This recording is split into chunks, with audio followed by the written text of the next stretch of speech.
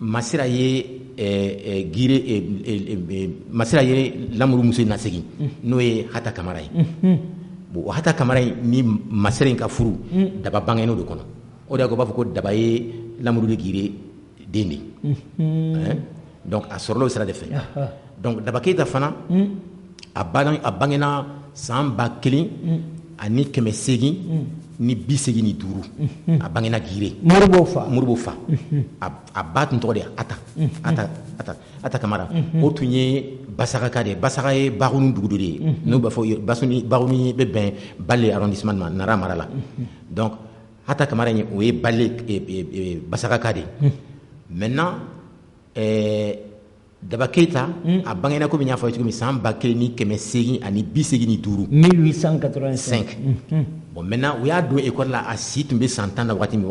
la école tubabu tun bɛ denmisɛnninw ta san 10 de mais u nana laban k'a yɛlɛma ka kɛ san 6 ye bon a y'a ka kalan kun fɔlɔ kɛ bon a kɛlen ka kalan kun fɔlɔ u y'a ta ka taa n'a ye Kayi n'o tɛ a ye kalan kun fɔlɔ daminɛ Suala bon u y'a to Suala de k'a ta ka na n'a ye Kayi o y'a sɔrɔ u ye Farajɛw ye école dɔ dilan yen nɔ ko école des fils de chef donc a nalen yen nɔ a ye kalan kɛ Kayi yen nɔ 1895 bon k'a to yen de sa gouverneur min tun bɛ o y'a sɔrɔ an ka jamana tun tɔgɔ de au Sénégal Niger a tun ma kɛ Sudan ye fɔlɔ bon k'a to yen de min tun ye au Sénégal Niger gouverneur militaire ye William Pointy o y'a ye k'a fɔ mɔgɔ de don a hakili ka di kosɛbɛ et puis a ladamunen bɛ ka ɲɛ a ka ko a b'a kɛ tilennenya de kɔnɔ donc o ko ale b'a ta k'a k'a ka commune ye Moribo fa Daba o kɛra 1903 san 1903 bon a y'a ta a tora baara la o kɔrɔ yen nɔ mais san 1908 u ye capitale bɔ Kayi ka na n'a ye Bamako donc u ni Daba nana o dilan yan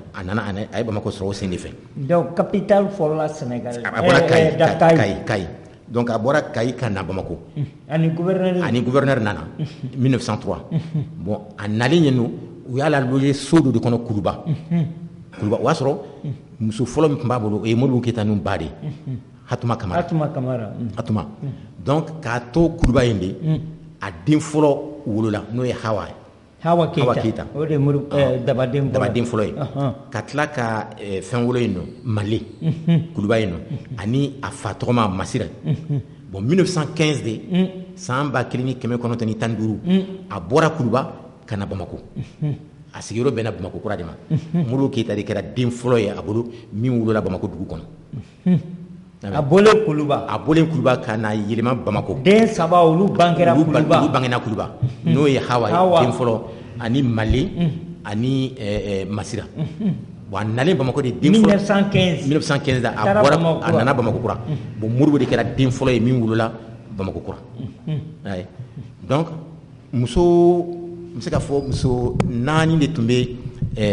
Daba bolo bon a muso fɔlɔ n y'a fɔ cogo min o ye Hata Kamara ye Hatuma Kamara donc maintenant filanan o tun tɔgɔ ko Yagare Sogo in o de ye Male ani Musa Tati ani Mabintu min bɛ yen sisan nɔ Modibo balimamuso la olu de ba ye Yagare ye mais a den tɔ ninnu a bɛɛ ye Hatuma Kamara den de ye Modibo Keita ba donc denmuso 4 ani dencɛ 7 Daba y'o de sɔrɔ den 11 y'a mɛn bon Modibo tun ye 4 de ye bon maintenant Modibo Hawa tɛmɛnen Hawa o ye fɔlɔ ye filanan ye Masire ye 3nan ye bon Modibo Masire de nɔrɔna ye Modibo ye y'a mɛn donc n y'a f'i ye cogo min na u ye den 14 de sɔrɔ cɛ 7 ani muso 4 mais dɔw ma bange u ma sijan sɔrɔ donc maintenant Modibo yɛrɛ a donna école la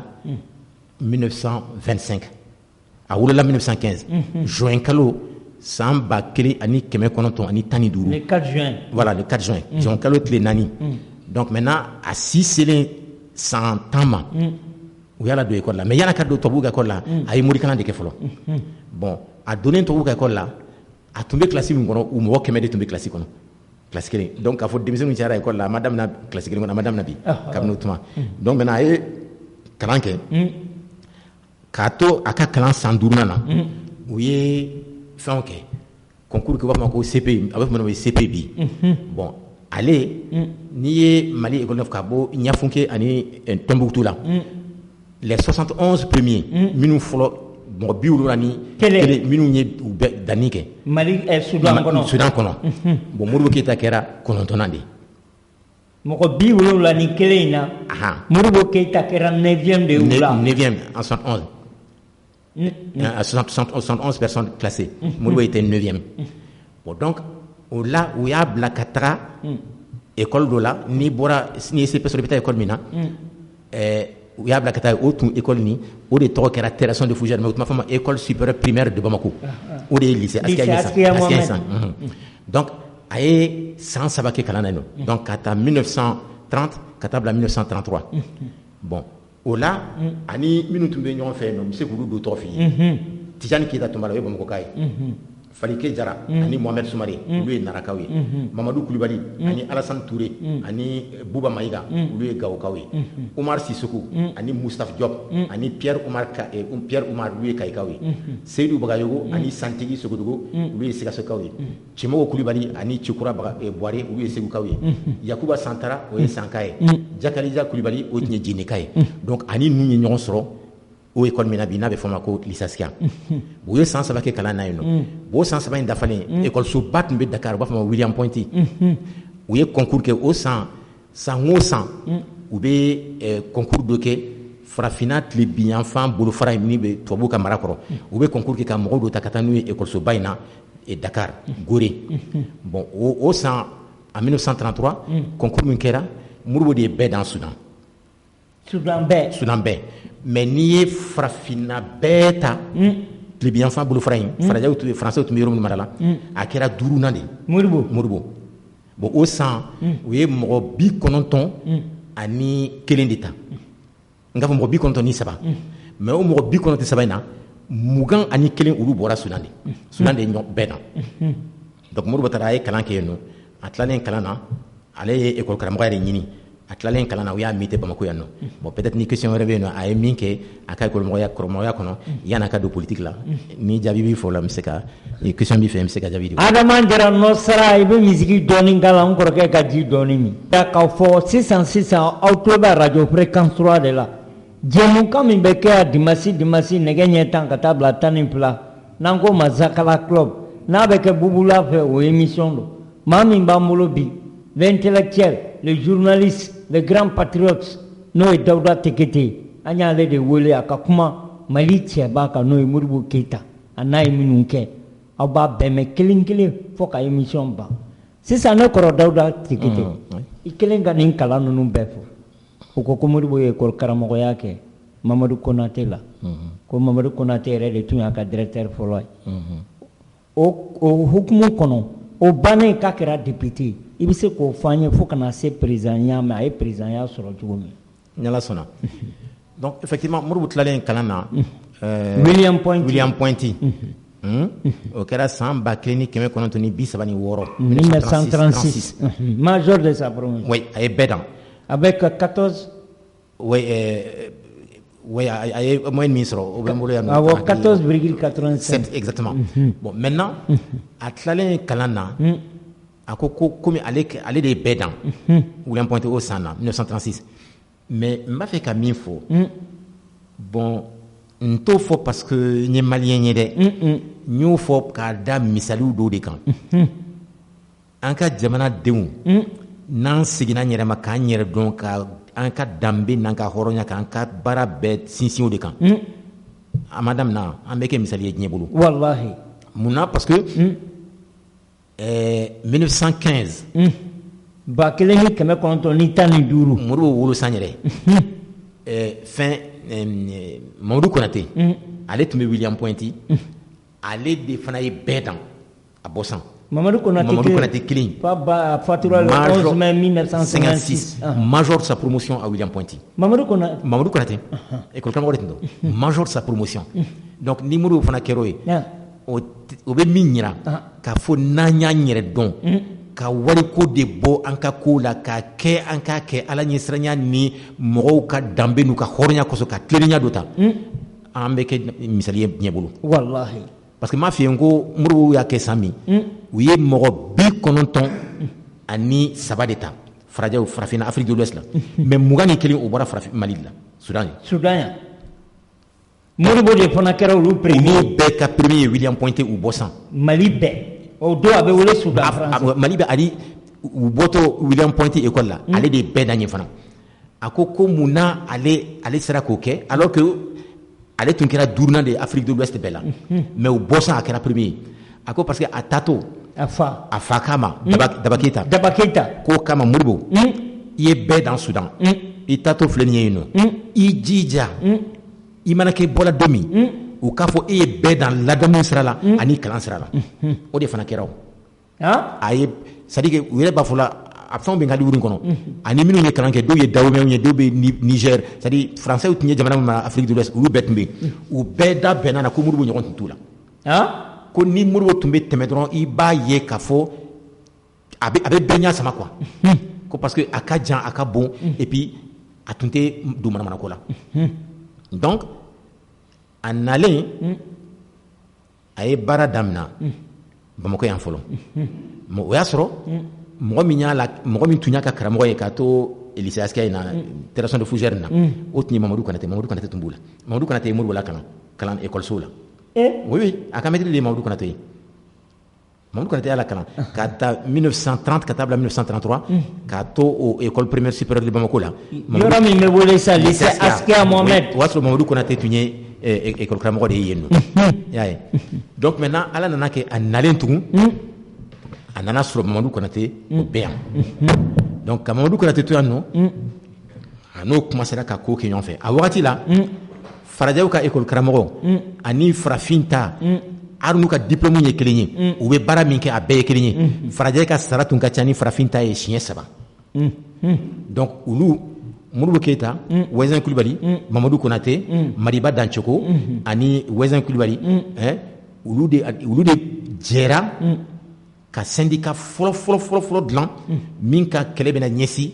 u ni farajɛw ka sɔrɔ ɲɛsili ma n'a sɔrɔ u bɛɛ ka diplôme ye kelen u ka baara ye kelen ye u b'a fɔ o ma ko syndicat des enseignants noirs Modibo Keita ninnu de y'o dilan i y'a mɛn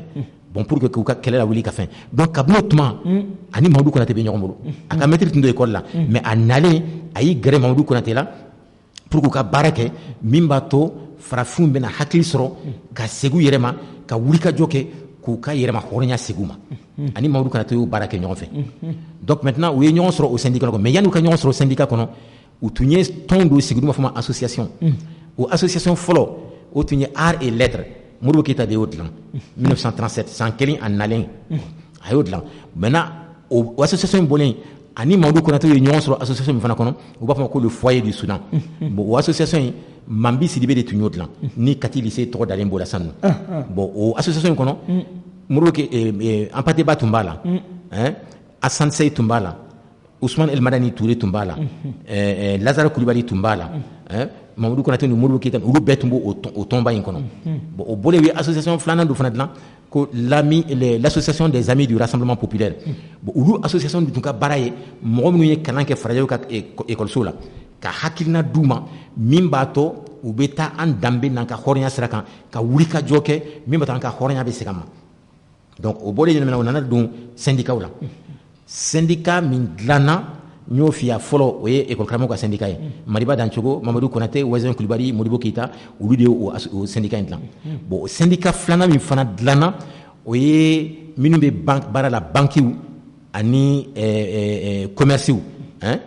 olu ka syndicat bon après musow fana y'u ka syndicat dilan donc o bɛɛ ye mun yira c'est à dire kɛlɛ bolo yɛlɛmana a bɔra mugu ni kisɛ la kana don hakili kɛlɛ la n'o ye politique sira ye bon maintenant o de kɔnɔna la u bɔra fɛnw na syndicat la ka partiw créer parti fɔlɔ min dilanna o ye Idrissa Diarra ka parti de ko parti démocratique soudanais o dilanna janvier kalo tile 6 san 1946 filanan min dilanna o ye bloc soudanais o ye Mamadou Konate ka parti ye Modibo Keita ni Jamari Kone ni Ousmane Ba ni Koniba Pleya olu Madera olu bɛɛ tun b'o parti da bloc soudanais bon o dilanna janvier kalo tile 26 san 1946 mais parti filanan sabanan min dilanna n'o ye o bɛɛ laban ye o tun ye PSP ka parti de ye Filidabo ka parti o dilanna février kalo tile 13 san 1946 donc Modibo tun bɛ Mamadu Konate ka parti dilan bloc soudanais bon o parti ni o ni Drissa Diarra ka parti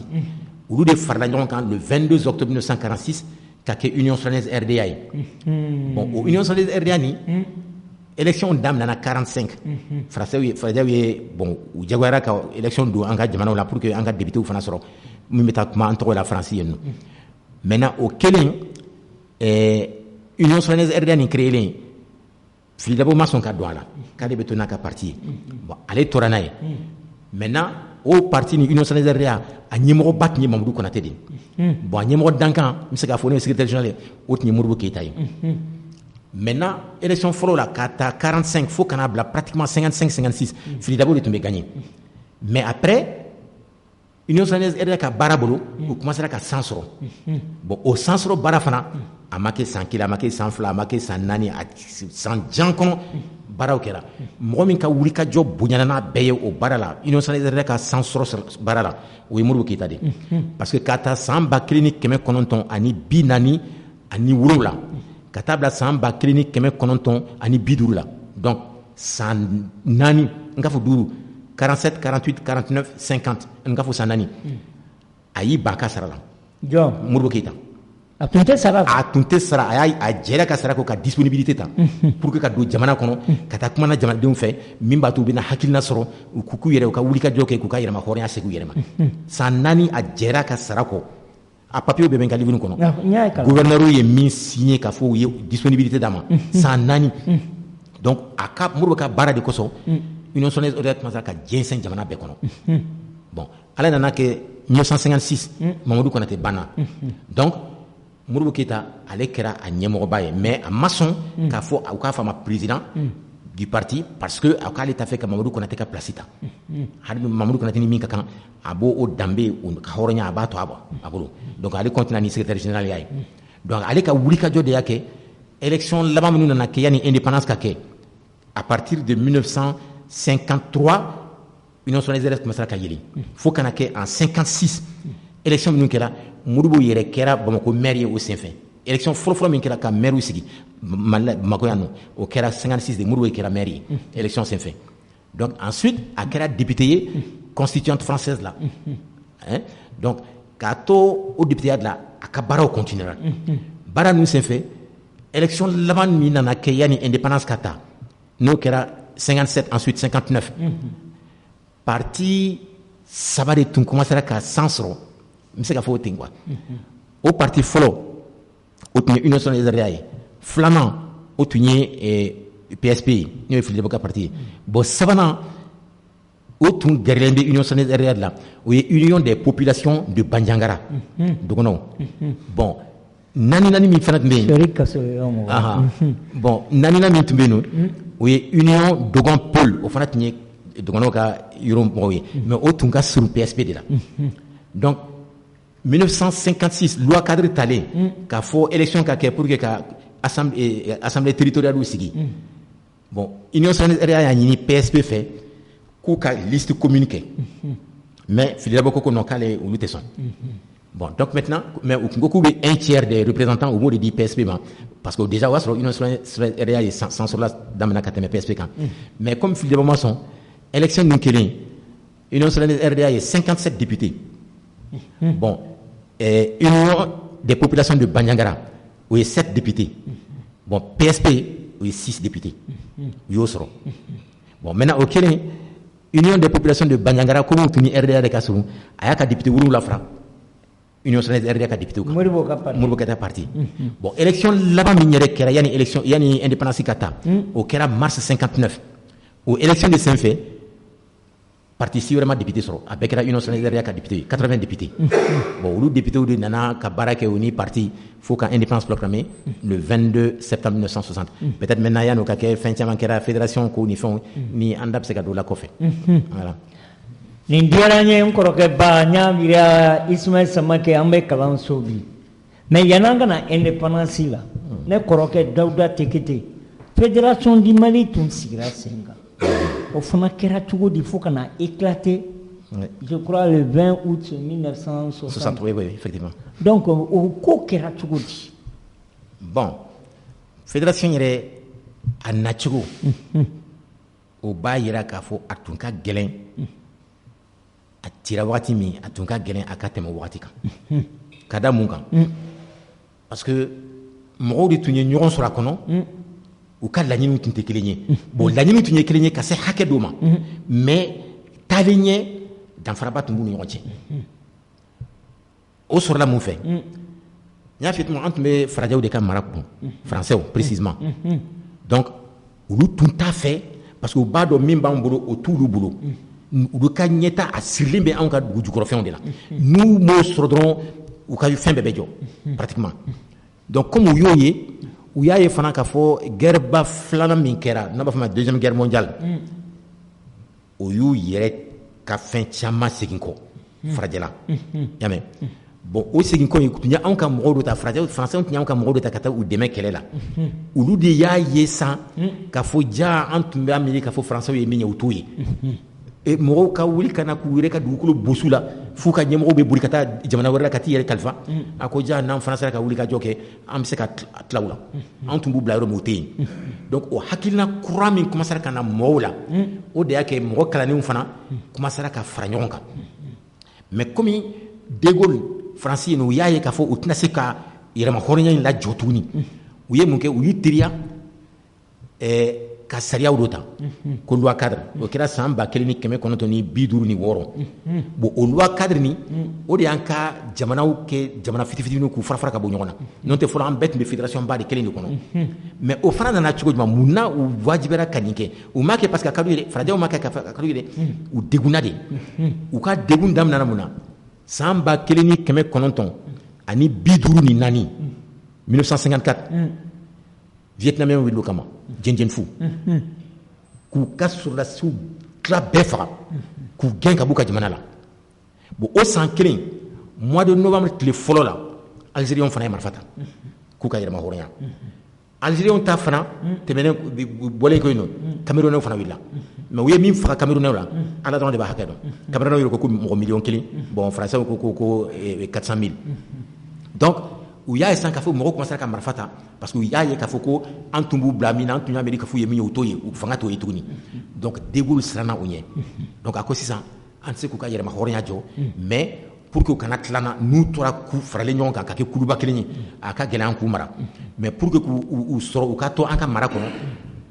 an b'u ka yɛrɛmahɔrɔnya d'u ma mais k'u fara-fara ka bɔ ɲɔgɔn na parce que n'an y'u fara da an bɛ se ka fɛrɛ u ma donc u ye sariya dɔ ta la 1956 san 1956 n'u k'o ma ko loi cadre bon o loi cadre de y'an ka jamananinw danfara-danfaraninw kɛ ka Sénégal yan fɛ Mauritanie yen fɛ la Guinée yen fɛ Côte d'Ivoire yen fɛ Haute-Volta yen fɛ etc. donc maintenant o kelen o loi cadre nin talen Modibo wulila o y'a sɔrɔ u bɛɛ bɛ tɔnba dɔ kɔnɔ ko RDA u ni Houphouët Boigny Rassemblement démocratique africain n'o o jɔra Bamako yan de 1946 Modibo wulila ka taa se Houphouët ma a ko sisan ne ɲɛ bɛ min na kuma dɔ bɛ ŋunuŋunu la k'a fɔ loi cadre min talen kɔfɛ référendum ba dɔ bɛna kɛ k'a fɔ an ye ko bon comme an ka jamananinw fara-farala tan loi cadre y'an fara-fara k'a fɔ ko bon jamana bɛɛ kelen-kelen ni min b'a fɛ i ni Faransi ka to ɲɔgɔn bolo baara kɔnɔna la bolodi ɲɔgɔnma kɔnɔna la i b'a fɔ ɔhɔn ni min t'a fɛ ka fɔ i ni Faransi bolo ka to ɲɔgɔn bolo i b'i ka yɛrɛmahɔrɔnya ta ko donc ne dun b'a fɛ hali n'an m'an ka yɛrɛmahɔrɔnya ta an ka to ɲɔgɔn bolo ka kɛ jamanaba kelen ye n'o ye fédération ye ko donc ne b'a f'i ye an ka kan kelen ta an b'a fɔ ɔhɔn an ni farajɛw bɛ to ɲɔgɔn bolo waasa taalen ɲɛ an ka se ka indépendance ka kɛ jamanaba kelen ye ou bien an b'a fɔ ayi o tuma an bɛɛ bɛ kɛ indépendance ta ka kɛ jamanaba kelen ye mais an kana fara-fara a ko Houphouët ma e dun kan ka mun kɛ Houphouët ko kan ka fɔ ɔhɔn an n'u bɛ to ɲɔgɔn bolo ko mais est ce que n'an n'u tora ɲɔgɔn bolo après an bɛ taa indépendance la ɲɔgɔn fɛ Houphouët ko ɔhɔn bon donc o référendum nin kelen anw votera ko Soudan votera ko ɔhɔn an n'u Faransi ka to ɲɔgɔn bolo mais Modibo y'o kɛ parce que a tun ka laɲini ye de an ka to ɲɔgɔn bolo après an ka taa indépendance la ɲɔgɔn bolo ka kɛ jamanaba kelen ye mais Sékou Touré de ko k'ale sen t'a la k'ale b'a ka yɛrɛmahɔrɔnya ta 58 donc o kelen sisan kalo kelen tɛmɛnen comme Houphouët ye layidu d'a ma k'a fɔ ko an b'a fɔ ɔhɔn mais après an bɛ taa indépendance la ɲɔgɔn fɛ ka kɛ jamanaba kelen ye kalo kelen tɛmɛnen mɔgɔ ma kuma filanan a ye ci bila k'a fɔ ko u fɔtuma ko bon i tun ko an bɛna ɲɔgɔn ye ko an bɛna kɛ tuma jumɛn ani yɔrɔ jumɛn u fɔtuma kuma donc comme u fɔtuma kuma a y'i jɔ dɔɔni tugun a ye Gabriel Darboussi lawuli ka taa fɔ jamana ninnu bɛɛ kelen kelen na comme laɲini bɔra la a tun tora jamana 7 ye sa ni o ye Soudan an ka jamana yɛrɛ ani Sénégal ani Haute-Volta ani Dahomey ani Niger ani Côte d'Ivoire ani Mauritanie donc olu jamana 7 minnu tora Modibo ye ci bila ka t'u bɛɛ ma k'u kana u ka ɲɔgɔn sɔrɔ Bamako yan nɔ ka kuma ɲɔgɔnya daminɛ min b'a to an bɛ taa indépendance la ɲɔgɔn fɛ jamana kuluba kelen kɔnɔ bon o wele Modibo ka o wele na Côte d'Ivoire ma sɔn ka na Niger ma na Mauritanie ma na donc Dahomey Haute-Volta ani Soudan ni Sénégal u ye ɲɔgɔn sɔrɔ Bamako yan nɔ décembre kalo san 1958 u kelen ka ɲɔgɔn sɔrɔ u y'u bolonɔ bila sɛbɛn na u b'a fɔ ma ko traité de Bamako k'a fɔ sisan an bɛna fara ɲɔgɔn kan ka kɛ jamanaba kelen ye an ni Faransi bɛna kuma ɲɔgɔnya daminɛ waasa an bɛ taa indépendance la komi jamanaba kelen donc comme u bɛnn'o la Bamako yan nɔ n'o kɛra traité ye k'u ka taa ɲɔgɔn sɔrɔ Dakar ka ma filɛ u bɛnna min na Bamako yan nɔ u b'o waleya cogo min ko komi Dakar de tun ye faaba ye donc u taara yen nɔ u bɛnna la u ye assemblée ko fɛn sigi ka constitution ta ka assemblée sigi ka gouvernement sigi ka parti politique fédéral sigi ko maintenant bɛɛ ka t'i ka jamana la ka taa ɲɛfɔ i ka jamanadenw ye ni aw ka assemblée bɛ se ka ratifier cogo min u seginnen ka n'u ka jamana la u fɔti wulila ka taa se Haute-Volta ni Dahomey ma k'u sen bɔ a la k'u kana sɔn ka kɛ fédération na k'u sen bɔ a la o don Hubert Maga voilà ani Maurice Yamego de voilà donc ko olu k'u sen bɔ a la ko ale b'u dɛmɛ u kana sɔn ka don fédération na donc olu fana ko k'u bɔra donc a tora Sénégal ani Soudan Mali a wagati la kuma fɔ Soudan bon kelen ka ɲɔgɔn sɔrɔ Sénégal ni Soudan seginna ka taa ɲɔgɔn sɔrɔ Dakar ko komi nin tɔ ninnu bɔra la an ka ko latilen cogo de la an fila ni ɲɔgɔn cɛ u y'o baara kɛ bon o baara kɔnɔna de la o bɛnna la avril kalo tile 4 san 1959 u bɛnna la k'a fɔ bon jamana ninnu bɛɛ kelen kelenna u bɛ jɛ min ko k'a di fédération yɛrɛ ma n'a b'a fɔ ma transfert de compétence u bɛnn'o la n y'a fɔ cogo min o kɛra avril kalo tile 4 le 4 avril 1959 voilà a kɛra o de la donc an bɛ se k'a fɔ o de kɛra Fédération du Mali ka acte de naissance 4 avril 59 entre le Soudan et le Sénégal donc maintenant au kelen u ko sisan u ka ɲɔgɔn kuma ɲɔgɔnya ka bɛn ko la u bɛ taa Faransi ma ni kan min ye indépendance tali la ani u ka jamana maracogo fédération maracogo la bon kabini o yɔrɔ de gɛlɛya commencera ka da mun kan Modibo Keyita n'a jɛɲɔgɔnw n'olu tun bɛ Soudan n'olu ye Soudanais ye olu ko bon ko komi an ko an bɛ an ka indépendance de ɲini an k'a fɔ ɲinan san bɛɛ 1960 indépendance nin ka d'an ma parce que o fana u ni Faransi ka négociation daminɛna le 4 avril encore même cette fois-ci 1960 donc yanni u ka ɲɔgɔn ye o de la u bɛnna k'a fɔ u ka taa min fɔ Faransi ye o bɛn laɲini kɔnɔna de la Soudanais ko ka indépendance ta 1960 alors Senghor ko non ko ka 25 ans de kɔnɔ ko ka san 25 de kɔnɔ yani indépendance ka kuma ka fɔ bon maintenant Modibo ka wuli ka jɔ a n'u ka kuma lasanulen kosɔn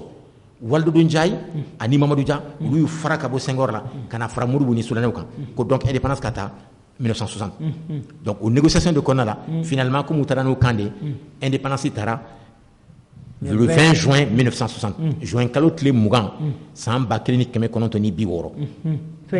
fédération ye indépendance ta mais n y'a fɔ cogo min laɲiniw tun tɛ kelen ye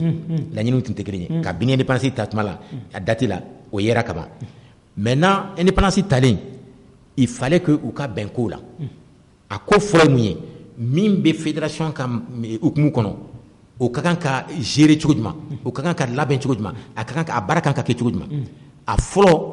ni mankan fɔlɔ wulila o kɛra Dakar port ye alors Sénégalais ko comme sisan u y'u ka indépendance ta ko Dakar port o y'a sɔrɔ Dakar port tun bɛ jɔ tuma min jamana 8 min tun bɛ farafinna tilebiyanfan bolofara la olu bɛɛ de ka wari farala ɲɔgɔn kan ka Dakar port nin dilan port min filɛ Dakar olu ka wari olu de kɛra ka dilan donc u bɛɛ ka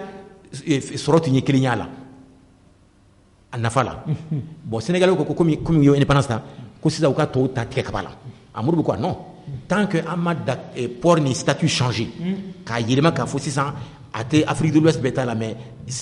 fédération de ta dɔn ko tant qu'an m'o kɛ k'a sɔrɔ o ma yɛlɛma an tɛ se k'a fɔ an bɛ tɔw tigɛ a la alors Sénégalais ko non ko a b'anw de ka dugukolo kan a ko bon n'o de ne bɛ n sen bɔ fɛn bɛɛ la n bɛ démissionner donc Sénégalais siran o la u ko bon ko u k'a to Modibo t'a la bon o fana bɔlen yen nɔ mun nana ni gɛlɛya ye ko sisan ko ba ɲa ka yɛlɛma hɔrɔnya ta sudanɛw ko minnu bɛ kɛ tan na jɔɲɔgɔn olu ko bon sisan an ka ma filɛ sanni feere a bɛ nɔgɔya an yɛrɛ damaw ni ɲɔgɔn cɛ cogo min an ka kɛ ten ka sɔrɔ a ma tɛmɛ wajibi la Faransi fɛ n'o ye marché commun africain ye an k'o labɛn pour que après jamana tɔw minnu b'an da fɛ n'o ye farafin jamanaw ye an n'olu bɛ se k'o sigi sen kan cogo jumɛn an ka sanni feere ka tɛmɛ yɛrɛ dama ni ɲɔgɔn cɛ plutôt ka taa français de k'a fɔ aw b'a kɛ tan aw b'a kɛ tan aw b'a kɛ tan Sénégalais ko non k'olu tɛ sɔn ma k'a ka to français bolo o fana nana ni mankan ye après ko bon ko Modibo ko est-ce que an tɛ se ka mafilɛ an bɛ se k'an ka wari dilan yɛrɛ cogo min an ka bɔ dulonni CFA la n'o ye français ka wari ye u ko non k'olu ma sɔn ma ko a ka to CFA la donc pour que fédération ka to sen kan Modibo jɛra o bɛɛ kɔ a y'o t'u ye mais maintenant min nana ko bɛɛ tɔ don nɔgɔ la o ye ko damadamaw kɛra Sudanɛw ko an man kan ka continuer ka kɛ komi n'a sɔrɔ an bɛ jɔnya juru la hali bi a fɔlɔ ye mun ye Faransi tun ye mugujugu fili bombatoni fili Sahara Modibo y'o condamné o digira Sénégalais la ni Faransi la a filanan sɔrɔdasiw armée fédérale sigilen sen kan ko ka armée ɲɛmɔgɔ chef d'état-major général ɲini o b'a sɔrɔ jalatigiba fila de tun bɛ yen nɔ Ablaye Soumaré ani Amadou Fall u fila bɛɛ tun ye colonel de mais Ablaye Soumaré de mɛnna coloneliya la ka tɛmɛ Amadou Fall kan bon Modibo ko bon comme u fila de don ko mais min mɛnna jala in na ka tɛmɛ min kan an b'a di o de ma o ye sɔrɔdasiw ka sariya yɛrɛ an kana fɔ an bɛ sɔrɔdasiw fana gérer comme an bɛ administration civile gérer cogo min Sénégalais ko non ko olu b'a fɛ ka di Amadou Fall de ma bon Modibo conseil des ministres la le 23 juillet mercredi 23 juillet 1960 juillet kalo tile 23 san 1960 ministre ka conseil kɛra u ka ɲɔgɔnye kɛra o sen de fɛ Modibo ye problème nin poser ko bon a bɛ tan aw dun ko cogo di sariya ko tan de sariyaw ko tan de a ko tan de donc aw dun ko mun bon o bɛɛ ko finalement o y'a sɔrɔ Mamadou Dia tun bɛ yen u bɛɛ ko donc ni sariya ye min fɔ de bɛ kɛ a bɛ di Ablaye Soumaré ma donc u ye décret dilan il fallait que a wagati la pour que décret ka se ka lawaleya fo Ablaye Soumaré mais Mamadou Dia n'o tun ye Modibo ka dankan ye gouvernement ɲɛmɔgɔya la k'u fila bɛɛ k'a signé alors finalement Mamadou Dia y'i ban ka signé bon Modibo y'a signé ko sisan donc o y'a annoncé k'a fɔ Ablaye Soumaré de kɛra chef d'état-major général ye k'a ta o don juillet kalo tile 23 san 1960 fo ka taa bila août kalo tile 19 san 1960 la Mamadou Dia y'i ban ka na conseil la a k'ale tɛna tugun a y'a bɔ i côté donc Modibo ye mɔgɔ lajɛ ko bon ko komi Mamadou Dia tɛna pour que décret dun ka waleya il fallait que ne n'ale de k'a signé aw dun ko cogo min ministre ko mais n'a ma sɔn an ka to yen e b'a signé a puis a bɛ appliqué donc Modibo y'o de kɛ o décret min signé u taara fɔ radio Mali la parce que comme a tun tɔgɔ ye fédération tun tɔgɔ Mali a radio min tun bɛ Dakar u tun b'a fɔ ma radio Mali de donc ni fɛn fɛn kɛra conseil des ministres la u bɛ taa fɔ radio la comme sisan a bɛ kɛ an fɛ yan cogo min donc olu fɛn ninnu kelen maintenant le 20 août san 1960 août kalo tile 20 Sénégal assemblée territoriale k'a sɔrɔ a tun yamaruyalen tɛ k'o kɛ assemblée fédérale dɔ tun bɛ se ka kɛ Sénégal assemblée territoriale y'a annoncé ko Sénégal sen bɔra fédération na ko fédération tira donc Senghor wulila ka taa radio Mali la Dakar yen nɔ ka taga fɔ ko Sénégal sen bɔra o y'a sɔrɔ u ye yɔrɔ bɛɛ minɛ ka sɔrɔdasiw bɔ ka Dakar yɔrɔbaw ni fɛnw bɛɛ k'a bɛɛ datugu ka yɔrɔ minɛ mɔgɔw tun t'a hali bɔ ka taa sanni kɛ sɔgɔmada fɛ ka yɔrɔ bɛɛ datugu donc Senghor taara kuma radio la ko fédération tira bon Modibo wulila o la k'a fɔ a fana bɛ taa radio la Dakar yen nɔ ka taa fɔ ko Senghor ye min fɔ o ye Senghor de kelen ni miiriya ye fédération ma ci a taara sɔrɔ français ka sɔrɔdasiw ni Sénégal sɔrɔdasiw ye radio datugu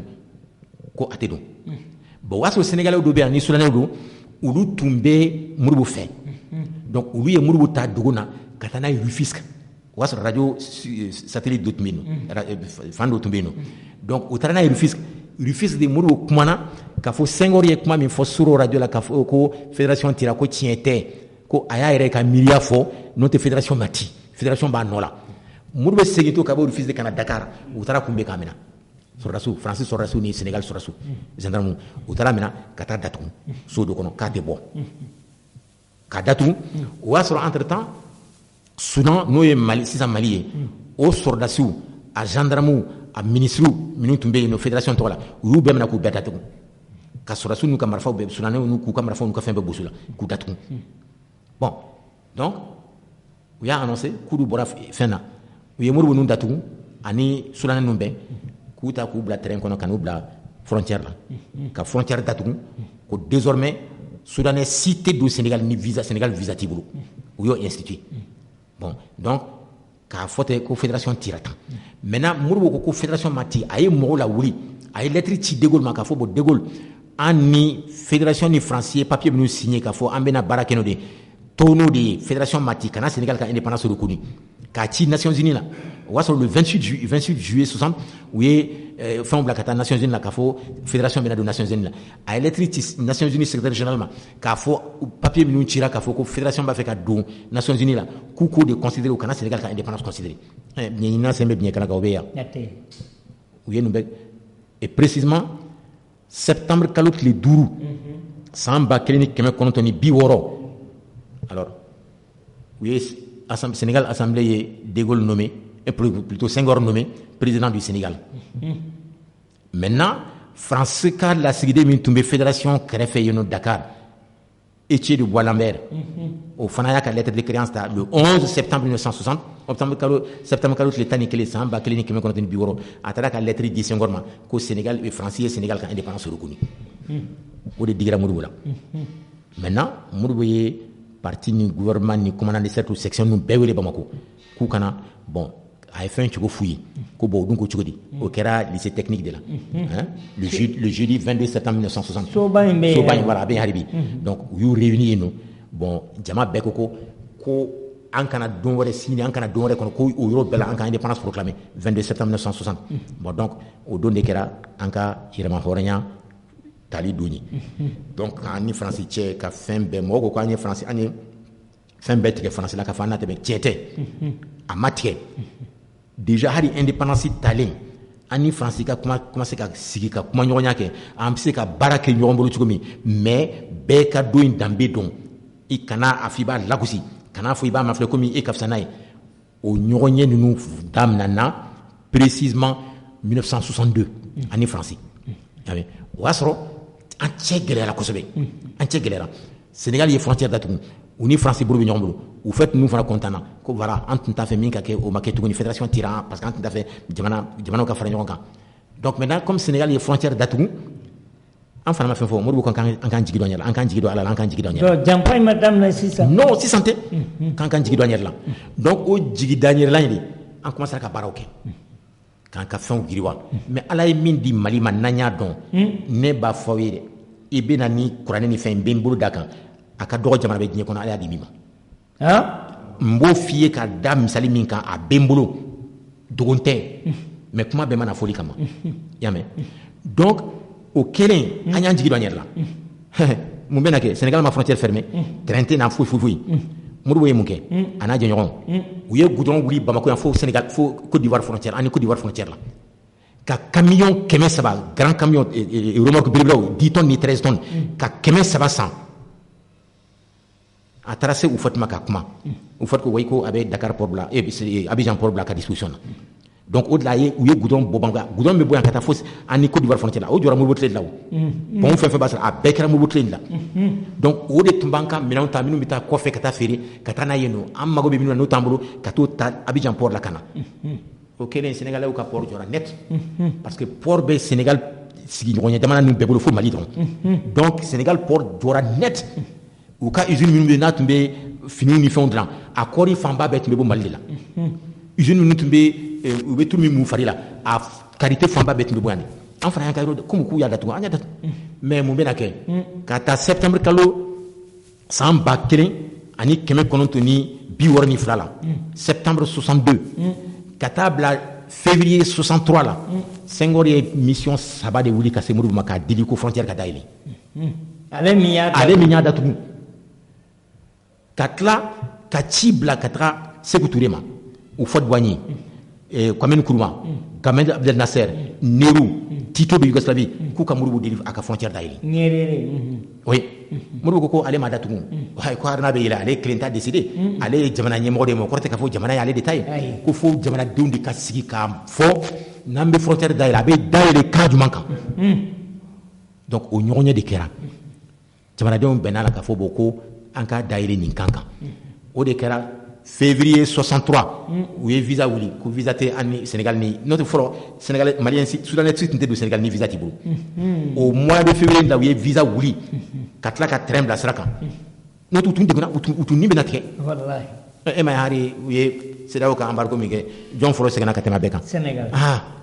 o de kama an k'an jigi da n yɛrɛ kan ala ye min d'an ma n b'a fɔ n bɛ n kali ala la fɛn min ka bon ni yɛrɛ ye kalili min ka bon ni yɛrɛ n'an y'an jigi da n yɛrɛ la n bɛ n kali ala la dafɛ jamana ninnu bɛɛ bɛna fɛn ɲini an bolo yan nɔ ka da mun kan n b'o fɔ ka da mun kan 1961 san 1961 jago tun bɛ Mali ni farafin jamana minnu cɛ Mali de tun bɛ fɛn feere u ma ka tɛmɛ an bɛ fɛn min san u ma. En 61, la balance commerciale du Mali était excédentaire avec tous les pays africains avec lesquels il commerçait. Alors qu'on n'avait pas de port. On n'a pas de port. Kada Mourou Yesra Midou Djamana Koro, au Baradéake, au Sankele 1961, Côte d'Ivoire n'a tonne battant de sang malo en Féyano. À Fofa Kasséken. 10 000 tonnes de riz, Côte d'Ivoire n'a nous saignan. Une heure et demie, Kurikuru. Au tombe 10 000 tonnes d'huile, tonnes battant, tout à tout le monde là. Mais Bawaro, Kofa Djamana ou de tomber ensemble, tellement à ton canyon. C'est pas moi. Savon Mintumabolo. Kurikuru savon. Ni tum banana, ni banabila, médecin, bas sebeki, kasanki, kona, igulu, kona, abi frake. Olu bébé mibi. Wallahi. Olu bébé mibi. Donc n'aya jabon yɛrɛ la parce que France ou ye fɛrɛ bɛɛ kɛ nin bɛɛ ka tunu wasa an ka to dilennu la mɔgɔ tɛ min fana fɔ pardon mɔgɔ tɛ min fana fɔ an tun bɛ indépendance date 1960 an mago bɛ fɛn minnu na n'o ye tulu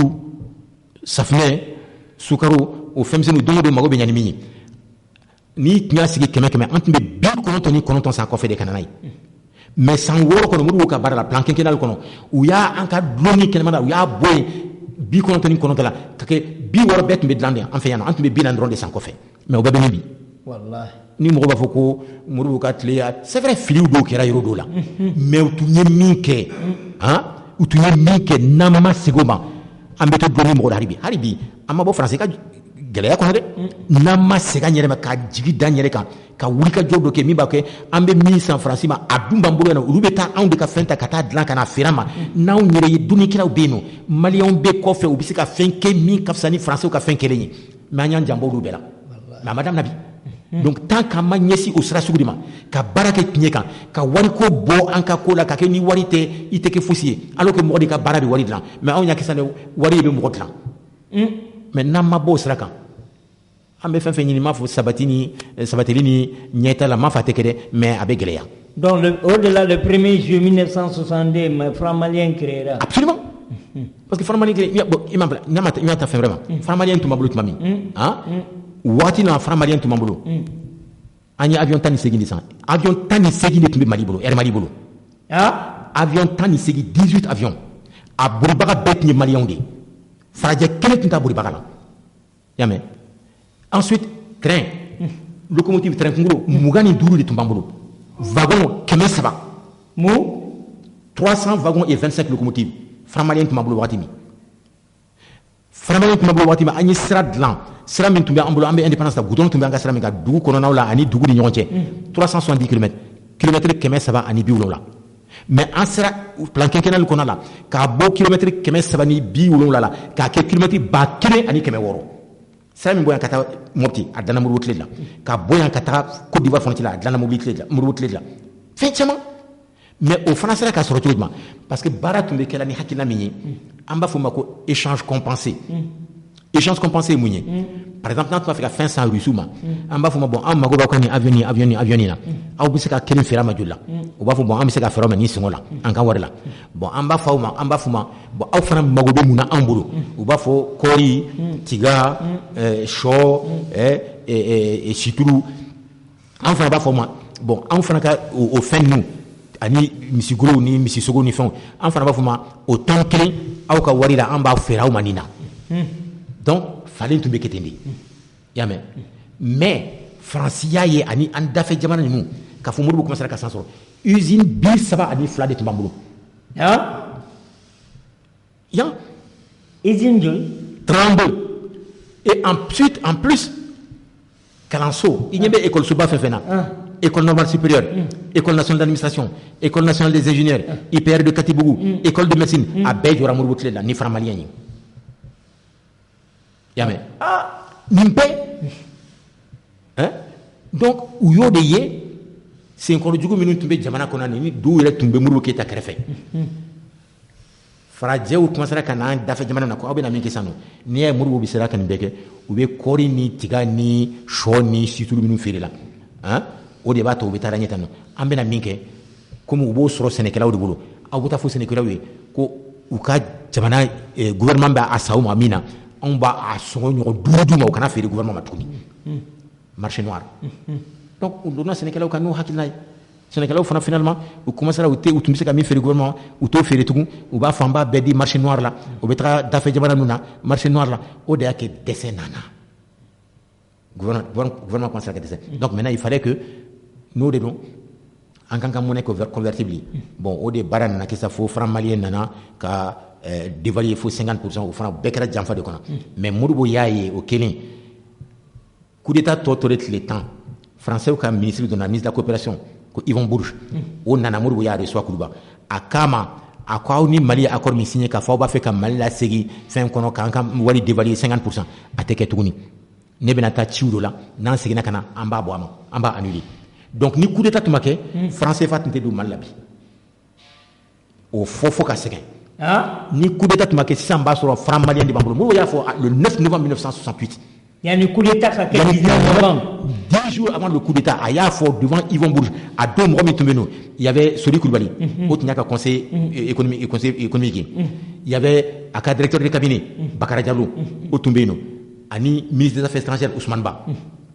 a y'a fɔ Yvon Bourges ko bon aw ye accord min signé n'an ye ka franc malien dévaluer 50% aw ka laɲini de ka n'a segin fɛn kɔnɔ franc CFA cogoya kɔnɔ a ko an tɛna kɛ tuguni ne bɛna taa ci dɔ la mana segin ka na an b'a dénoncer an b'a annuler a taara o de la a natɔ u y'a kunbɛn ka coup d'état k'a la donc coup d'état in Faransi de b'a basi la kana hari ɲininkali kɛ c'est la France il n'y a même pas de doute il n'y a aucun doute le coup d'état 68 c'est la France o fɔ ka sɛgɛn kana siran hari k'a fɔ pour que Modibo ka fanga parce que Modibo tun commence ka kɛ exemple ye tɔw bolo ne m'a f'i ye ko hali ni jamana tɔw ni ɲɔgɔn cɛ sanni feere la an tun bɛ min feere u ma an t'o san u bolo notre balance commerciale était excédentaire avec tous les pays africains sans exception déjà en 61 alors bien mais cogo jumɛn o de la Mali ma don era prix kɔnɔ o la avion tan ni segin de tun b'an bolo l'arrêt min banna o don na ko de avion 3 d'an wa o de sabati k'a da Modibo ka yɛrɛ dɔn maliyɛnw ka yɛrɛ dɔn a n'u ka danbe lakanani kama DC3 oui 3 DC3 Hermani daminɛna n'o de mais Modibo bɛ taa avion tan ni segin 18 avions au coup d'état de 1968 le 19 novembre 1968 on avait 18 avions tous pilotés par des militaires par des Maliens u ko k'a yɛrɛ tun bɛ don Air Mali de fana kɔnɔ k'a taa yɔrɔ bɛɛ yanni Abidjan Bamako et retour 35 000 francs maliens 35 000 francs maliens a fɔ ka segin Bamako Abidjan et retour 7000 francs maliens o wari tun bɛ to an yɛrɛ de bolo mais sisan an ka wari bɛ tɛ dila compagnie internationale ma a bɛ t'u ka jamanaw la wallahi ciment tun bɛ dilan jamu a ciment qualité min b'an bolo ciment min bɛ yɛlɛma ka kɛ ciment ye a min bɛ Mali bolo en termes de potentialité a tɛ jamana si bolo an da fɛ mais an ka ciment bɛɛ bɛ bɔ kɔfɛ de bi cimenterie min tun bɛ jamu o ka baara a ka ciment qualité tun bɛ tel que ciment min tun bɛ fɛ a tonne kelen 13 000 francs maliens Mali 2,600 ciment tonne tun bɛ san o de la Mali la Modibo tile la bɔrɔ 20 francs maliens 2,600 u tun b'a fɛ ka 69 ka usine dɔ jɔ Togoto n'o tun kɛra a ciment tonne bɛ jigin ka kɛ 1,200 o tun bɛ jɔ mars 69 o mars 69 kelen na chinois tun bɛ na Comatex filanan jɔ Buguni u tun bɛ na usine min bɛ an ka sɛnɛkɛfɛnw bayɛlɛma n'a bɛ se ka mara ka sɔrɔ a ma tiɲɛ agro industriel u tun bɛ n'o jɔ Sikaso usine min bɛ nɛgɛw dilan tɔlu ni fɛnw o tun bɛ na jɔ Kita en mars 69 chemin de fer tun bɛ na dilan bɔ yan Bamako ka taa Conakry n'o tun kɛra Sénégal ni Dakar port bɛ bin or o y'a sɔrɔ français de bɛ olu port filaw la Boloré a y'a ye k'a fɔ n'o kɛra dɔrɔn an ka sɔrɔ fanba bɛ ɲɛsin Conakry port de ma olu ka sɔrɔ bɛ bin o bɛɛ de y'a kɛ u ye coup d'état in teriya o de y'a kɛ o y'a sɔrɔ Siniɲɔgɔn ni fɛn bɛɛ nana k'a fɔ chemin de fer in bɛna daminɛ janvier 69 u tun bɛ première pierre posée a baara bɛ daminɛ et en 3-4 ans chemin de fer tun bɛ bɔ terrain tun bɛ bɔ Bamako yan ka taa Conakry n'o tun kɛra Dakar ni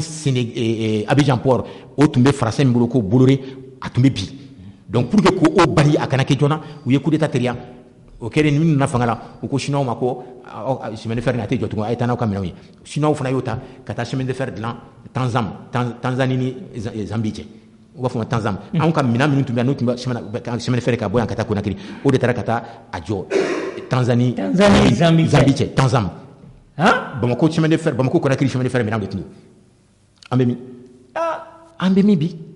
donc n'an ma segin an yɛrɛ ma ka ko dɔ mafilɛ ka bɔ jonya hakili la ka bɔ wari u b'an nɛgɛ ni wari ye min b'an nasegin kɔ k'a sɔrɔ wari tɛ fosi ye ni mɔgɔ yɛrɛ ka baara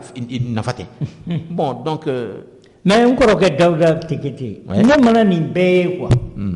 m'a ye Modibo sara fɛn yera bolo m'a fa yɛrɛ ye ko fɛn yera bolo parce que n taara u ka du kɔnɔ a bɛ siɲɛ 3 bɔ Daba Keita la Sudan Sine kɛrɛfɛ mais ne dabari bannen don Modibo ka nin baaraba in bɛɛ kɛ Mali ye k'i jɔ Mali ye mais Modibo sara sɛgɛn ne tɛ se k'o faamu bon Modibo yɛrɛ mun de tun don de mun tun don yanni k'o jaabi i bɛ misiki dɔɔnin k'a la Mali Bansumanaba n'o ye Van Morrison ye ka tila ka El Hadji Boubacar Keita fo n dɔgɔnin Cheikh Mar Dia qu'il faut El Hadji Cheikh Mar Dia promoteur pharmacie du deuxième pont i fana bɛ kan ka Mali servi ka tapis san ka di Dar Salam Azizo de y'a fɔ n ye ka tila ka groupe san ani ye min kɛ dogo la o kɛra Ala ɲɛna El Hadji Cheikh Mar Dia qu'il faut k'i wale ɲuman dɔn El Hadji Keita an ye kow faamu sa o nin ye kabako dan de Modibo ka nin baaraba in bɛɛ kɛ Modibo fa bɛ ban don min 240 de yera poche kɔnɔ Grand JP 240 Fanta Jallow de ye 1000 ta k'a di ale de y'a fɔ n ye a bandi bɛ n bolo an delila k'a passé an m'a fɔ Modibo ma kojugu kɛ dɛ an m'a fɔ fana Union Soudanaise ma kojugu kɛ an m'o fɔ a dafalen ye Ala de hali bi an n'an kɔrɔkɛ Dawuda Tekete bɛ ɲɔgɔn bolo parce que n'ale bɛ yan ne tɛ kuma i bɛ continuer ni Mali Bansumanaba ye voilà an kɔrɔkɛ Dawuda Tekete a ye ji dɔɔni min an bɛ continuer ni débat ye ne ko Modibo ye nin bɛɛ kɛ wari ma influencer Modibo ma b'a bɔcogo la Modibo somɔgɔ ma b'a bɔcogo la hali sini Daba Keita ka du ye bɔgɔ de u ye ciment de kɛ k'a mamu ne tɛ se ka nin faamu usine 32 société entreprise d'État n'i y'a mɛti sa dɔrɔmɛ i bɛ taa sɔrɔ Kidali dɔrɔmɛ don mais cɛba ninnu ye nin bɛɛ kɛ o tuma a tun ladamunen bɛ cogo di Modibo ye kɛrɛ a sera ka ninnu kɛ cogo di i yɛrɛ ye kuma fɔ ka ban ladamu Modibo lamɔna ni hakili min ye majigin ko to ɲɔgɔn ta la nafolo jama ka nafolo kana kita ye kana magala a fa y'a la kalon a fa y'a la mɔnɔ de ye ani ka wuli ka jɔ kɛ n'a y'a ye mɔgɔ min baga bɛ kɛ ban bɛ u bɛ kɛlɛ tigɛla ma parce que se t'a ye a b'i dɔn a t'i dɔn a bɛ wuli ka jɔ o misali caman kɛra i y'a mɛn donc Modibo a fitiniman u ka so kɔnɔ a y'a sin de min u ba n'o ye Hatuma Kamara su o su a bɛ denmisɛnninw bɛɛ lasigi a bɛ ziiri da u ye y'a mɛn ni ale y'a ka sufɛ baara kɛ ka ziiri da k'u ye ni dugu jɛra daba muso filanan in Yagare Suko o de bɛ denmisɛnninw bɛɛ kɔlɔsi kana nin kɛ a kana sɔn nin ma n'i ye nin kɛ nin man ɲi i fa tɛ nin fɛ nin b'i ba dogo donc u y'u lamɔ n'o sira de ye y'a mɛn alors maintenant o lamɔni de nana kɛ Modibo kɛlen ɲɛmɔgɔ ye n'i y'a ta a ka sɔrɔ yɛrɛ sira fan fɛ a tun bɛ sara min ta a fanba bɛɛ tun bɛ ɲɛsin kɛnɛmamɔgɔw de ma ka tɛmɛ a yɛrɛ kan Modibo yɛrɛ a ka kalo sara y'a mɛn a tun bɛ sara min na k'a to présidentiya la francs maliens 175 000 i ko cogo di 175 000 francs maliens 35,000 francs maliens o de tun y'a ka sara ye a bɛ komi a ye san 8 min kɛ présidentiya la a ka sara bɛɛ faralen ɲɔgɔn kan a bɛnna 23 millions de francs maliens oui en 1966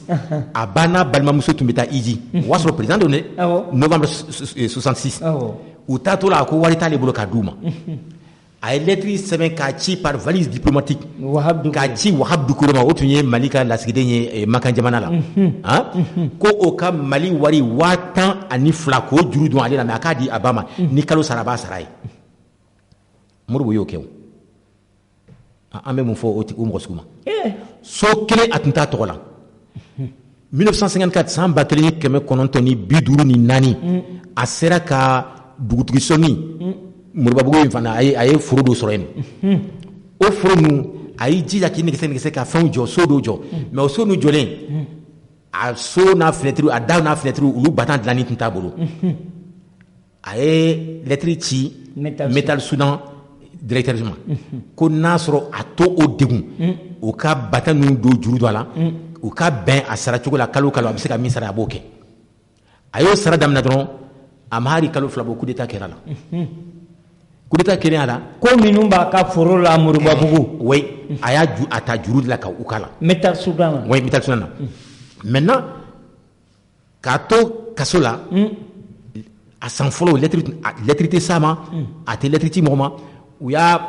coup d'état kɛra don min yɛrɛ u taara n'a ye Kati camp de la et puis Kati camp sɔrɔdasi camp kɔnɔ tɛ dɛ u b'a fɔ ma champ de tir soni minnu bɛ yen n'u bɛ marifati degi mɔgɔw la u taara ni ministre de la défense ni bila yen de Madi Jakite y'a mɛn donc u ye tile 10 ɲɔgɔn kɛ yen nɔ après u y'u ta ka bɔ yen ka taa n'u ye Kayi gendarmerie la u y'a bɔ Kayi gendarmerie la tuma min u taara n'a ye Kidal u taara bila so dɔ kɔnɔ 7 mètres carrés lit min tun b'a bolo n'a b'i la kan u ye lit min dilan ça faisait 1,60 m à janya alors que Modibo janya c'est 1,98 m a ka san fɔlɔ filaw la sur 24 heures il avait autorisation ka bɔ 2 heures de temps seulement kɛnɛma n ta tɔ bɛ a datugulen bɛ so kɔnɔ bougie de a somɔgɔw de tun bɛ bougie ci a ma a b'o minɛ ka se ka baara kɛ n'a ye so kɔnɔ Kidali yen nɔ o fɔ a tun bɛ so min kɔnɔ kaso bon in na a photo bɛ n ka livre yɛrɛ kɔnɔ y'a ye donc a y'i to de la u nana waatinin sera u ye gɛlɛya yoba dɔɔni ka commencer ka lettre don ani mɔgɔw cɛ bon o lettre ninnu cili de sa a ye dɔ ci Metal Soudan directeur ma k'a fɔ a ye ko bon ko ale ma ɲinɛ a kɔ dɛ ko mais kabini ale minɛna u y'a ka sara bɛɛ tigɛ dɔrɔmɛ a tun tɛ d'a ma wari t'a bolo Mali kɔnɔ wari t'a bolo Mali kɔ kan a ko mais u nana f'a ye ko comme a tun kɛra ministre ye Faransi k'an to Faransi ka mara kɔnɔ secrétaire d'État à la France d'outre-mer ko Français commencera ka a ka pension sara ko donc a y'a fɔ somɔgɔw ye ko ni o wari fɔlɔ min binna u k'a ta ka taa cɛ in ka wari sara Metal Soudan directeur ka wari sara a y'o lettre ci Metal Soudan directeur ma a ko k'ale ma ni mɔgɔ ɲɔ ye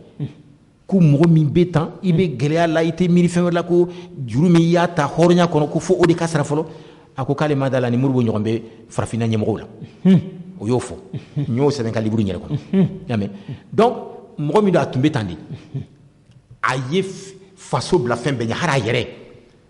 a mago tun tɛ wari la n'a ye ale tun ta ye dɔrɔn faso bɛ se ka taa ɲɛ cogo min a kan ka fɛn fɛn kɛ hali ni a b'i ban yɛrɛ la a b'o kɛ pour que faso ka se ka taa ɲɛ o de y'a kɛ a sera ka nin baara nin bɛɛ kɛ o san 8 kɔnɔ n'i y'a ta kalanso ta fan fɛ par exemple n bɛ se k'o fana kɛ misali dɔ ye école so fɔlɔ min jɔra an fɛ yan nɔ farajɛw fɛ o jɔra san 1981 a jɔra Kita de fɔlɔfɔlɔ bon ka taa o la 1881 ka taa bila 1960 la n'i tun ye denmisɛnnin min bɛ taa si sera kalan ma école dɔ ma n'i tun y'i sigi kulu 100 o wagati jan in bɛɛ kɔnɔ 7 dɔrɔn de tun bɛ taa kalanso la kalan na mais olu nalen an ye indépendance ta san 6 kɔnɔ u y'a bɔ 7 la ka kɛ 29 ye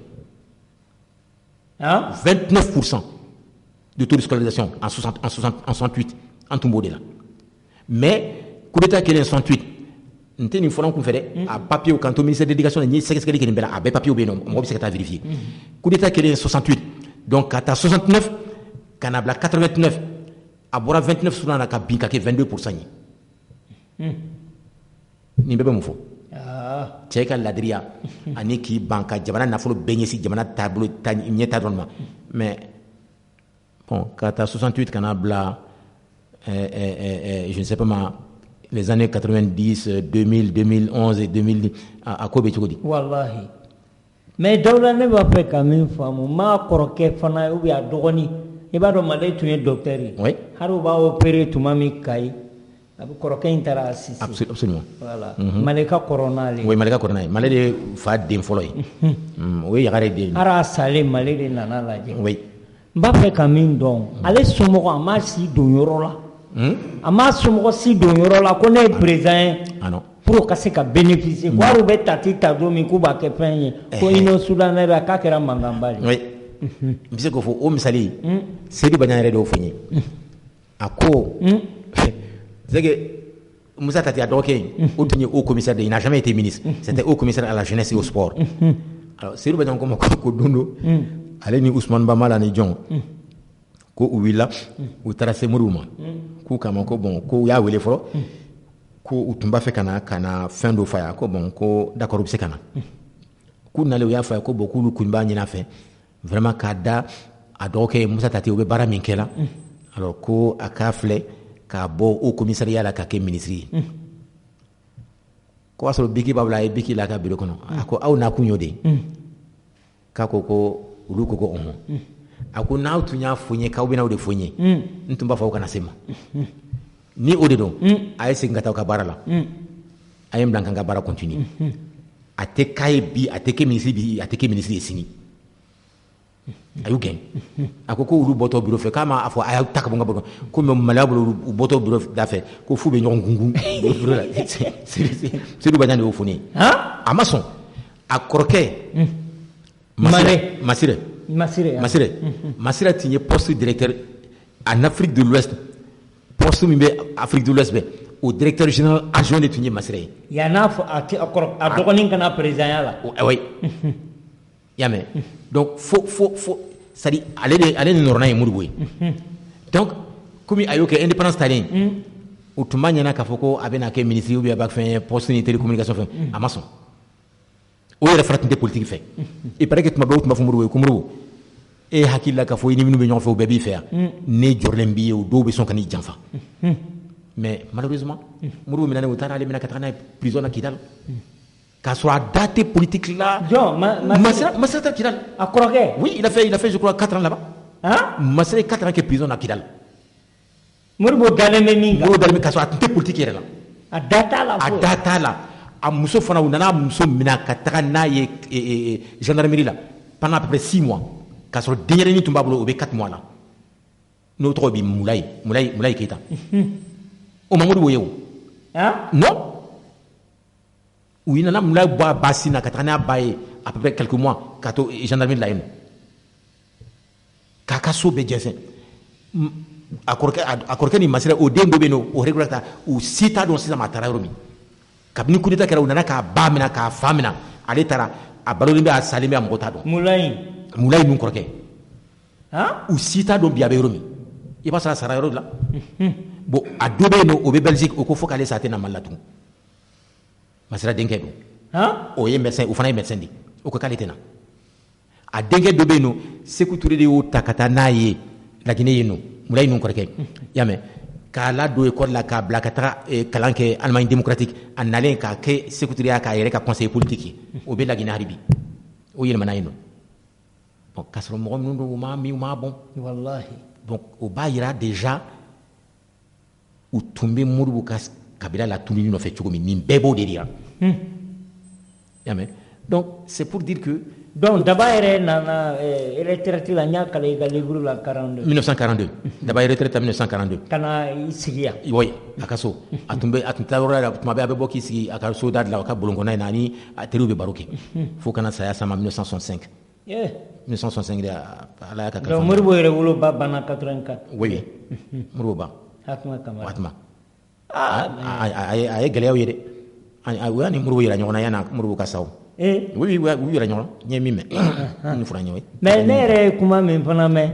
o ye Mariam Tarawele Modibo Keyita muso fɔlɔ ko Modibo salen k'a y'a ɲini k'aw yan'u ka cɛ su don a b'i ɲɛ d'a kan ko ma sɔn ne n'a kumana ne ni Mariam kumana waati min n b'a recherche continuer pour que n ka se ka livre ni fɛnw don kɛ n ka livre kɔnɔ ka min bɔra olu yɛrɛ da effectivement ko Modibo bannen parce que a mɛnna kaso la u bolo Sikasso. A min kɛ a bɛ 10 ans ɲɔgɔn bɔ kaso la. Oui. Donc a fɔra ye ko Modibo Bana bon a balimakɛ Jules Travaillé o den ye furujafiniw san ka taa d'a ma Sikasso u kɛlen k'o mɛn u y'o minɛ k'o don kaso la ko a tɛ furuja kɛ ka tila k'a ta ka na n'a ye kanpara la Modibo sara li min kan k'a la law kan ka fɔ voilà i cɛ sara nin li de kan ne na kuma na Mariam Travaillé yana ka ban bon c'est pour te dire que a cɛ bana dilan min kan u taara ta u ka tɛ furuja kɛ et puis cɛ bana dilan min kan u taara ta Sikasso ka bɔ kaso la ka na la ni dɔ kumana n b'o fɔ ka da o ka kuma de kan n b'a tɔgɔ to yen n t'a fɔ n b'a sutura kosɔn o ko effectivement Modibo ka livre lettre min bɛ n ka livre kɔnɔ a yɛrɛ bolo ye lettre min sɛbɛn n y'a caman ye voilà a y'a sɛbɛn a tun ye lettre ci ka to kida la a ye lettre ci a muso ma Mariam a ko ale bɛ yɔrɔ min sisan nɔ ko a teriw minnu bɛna baro k'a fɛ tuma bɛɛ a y'o fɔ ni ironie ye quoi ko ntoriw a fɛ ko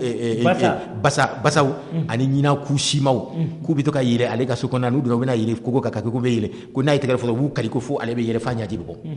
a ko ensuite Mariam teriw ko Mariam teriw ye minnu ye a y'a sɛbɛn entre parenthèses crapaud donc Mariam il paraît k'a tun bɛ siran Tori ɲɛ kojugu dɔw ko ma ko u y'o de dɔn a la don dɔ u taara bɔrɔ fan Tori la ka datugu a la ka Tori ninnu bɔn a kan Sikasso Mariam o kɛra la bon nin bɛɛ bɛ mun ye juguya kojugu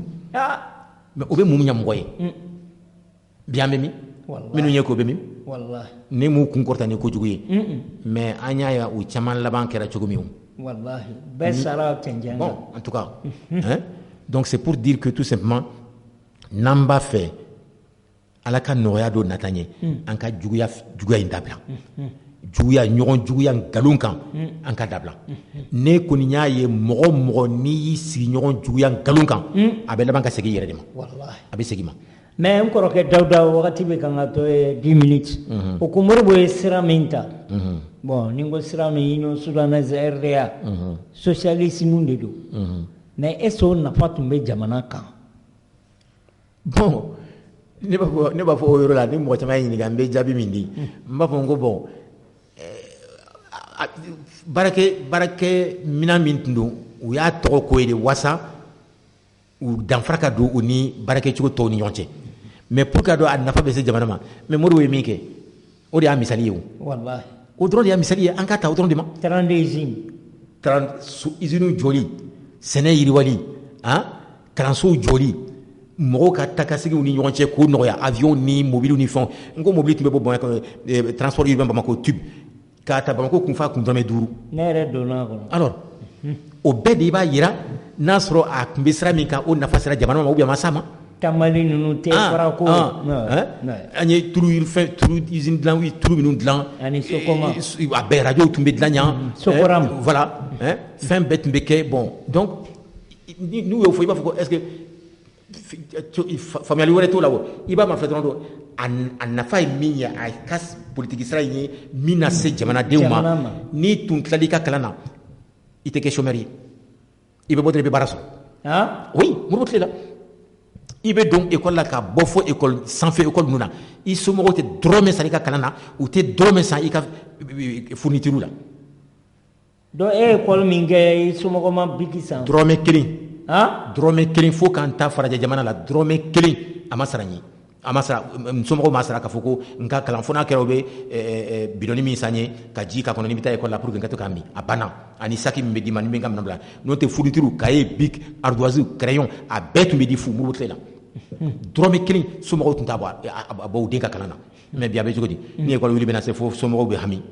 alors donc o bɛɛ de b'a yira k'a fɔ u b'a fɔ ma socialisme Modibo ka tile est-ce que a tun ka ɲɛ est-ce que a tun ma ɲɛ mais nin de y'a misaliw ye o a ye min kɛ jamanadenw ye ale ka san 8 kɔnɔ fanga la o de tun y'a ka socialisme nin tɔgɔ ye o donc o bɛɛ de b'a yira k'a fɔ effectivement o de tun ye sira ye an ka nafa bɛ min na ka tɛmɛ sira minnu nana ale kɔfɛ o dɔrɔn de don donc n'u ye ɲininkali kɛ dɔrɔn i bɛ jaabi kɛ n'o de a banna livre tun bɛ d'i ma fu cahier bɛ d'i ma fu biki bɛ d'i ma jamana bɛ nin bɛɛ san n'i banana i bɛ furakɛ n'i tilala kalan na dɔrɔn directement i bɛ baara sɔrɔ fu b'a fɔ yɛrɛ yanni ka tila kalan na i bɛna tila kalan na san min u bɛ sɛbɛn dɔ d'i ma i b'a signer k'a fɔ ko n'i tilala kalan na i bɛ baara kɛ faso ye i tɛ taa baara kɛ yɔrɔ wɛrɛ mais bi mɔgɔ dama jumɛn b'a ɲini ka baara kɛ faso ye n'u t'a sɔrɔ la. Ne kɔrɔkɛ Dawuda yan'an ka tila émission na hakili jiginna ko dɔ la en 1936 je crois c'est le 1er avril Derlin Zenzou Dahomey président u bɛ yɔrɔ min wele Benin a tun b'i ko la Île de Gorée Badji la a tora Modibo Keïta de y'i pan ka jigin k'a sauver. C'est vrai. Ne ye nin mɛn a yɛrɛ da a b'a kuma. C'est vrai. Tiɲɛ de don.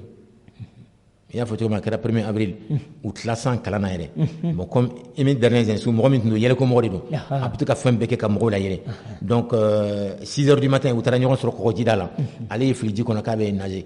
bon a tun bɛ effectivement a tun bɛna to ji kɔnɔ a kulila a ye n dɛmɛ mɔgɔ si ma kuma comme b'a dɔn ko yɛlɛkomɔgɔ don bɛɛ tun b'a miiri k'a fɔ a bɛ yɛlɛko fɛnw de kɛ la Modibo de y'a dɔn k'a fɔ a bɛna to ji kɔnɔ a ye fili ji kɔnɔ ka taa labɔ 6 heures du matin ka taa 6 heures du matin fo 15 heures wulada 15 heures cɛ ma wuli u bɛ fura baaraw kɛra la pour que a ka se ka wuli o kɛlen gouverneur min tun bɛ Dakar yen nɔ o ye lettre ci Modibo ma k'a féliciter ko a ye mɔgɔ kisi Zensou fa Dahomey a ye télégramme ci Modibo ma ko ale tɛ se ka a fɔ ka da se a dan na k'a da a y'ale den kisi cogo min bon.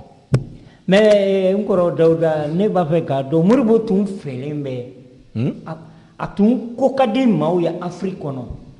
n'a y'i jɔ yɔrɔ o yɔrɔ bɛɛ bɛ girin a kan. Oui. O tun ye mun ye. kɔnɔrɔnjɛya ni tiɲɛ fɔ. parce que n delila k'a mɛn Mohamed V Roi Hassan II fa yan'a ka sa a ye Roi Hassan II Mohamed V a ye Roi Hassan II ta ka kalifa Modibo ani Sékou Touré de la. Oui. Hassan II fo ka Modibo minɛ kaso la. Hassan II tun b'a fɔ Modibo ma de mon père. A tun t'a ta tɔgɔ ma a tun b'a fɔ de mon père et puis ni Modibo tun nana Maroc a tun tɛ taa hôtel la Hassan II bɛ palais min kɔnɔ a tun bɛ Modibo loger yen de Modibo n'a ka délégation u bɛɛ tun bɛ kɛ yen de o semaine bɛ ka livre kɔnɔ Modibo ka secrétaire particulier de y'o fɔ n ye donc o bɛɛ bɛ mun yira ni i tilennen bɛ i ŋaniya ka ɲi i jɛlen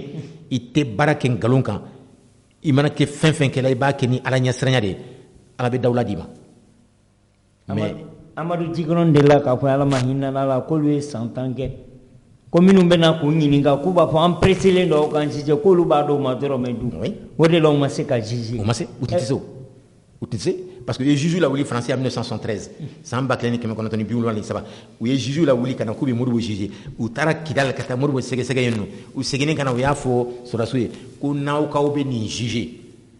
a don yɛrɛ jugement bɛ ban yɔrɔ min mɔgɔw b'a ta ka taa la sigi Kuluba. U y'o fɔ sɔrɔdasiw o de y'a ka Modibo ma juger o n'o tɛ a tun b'u kɔnɔ donc kabini o de kɛra u siranna u ma juger fo saya nana s'a ma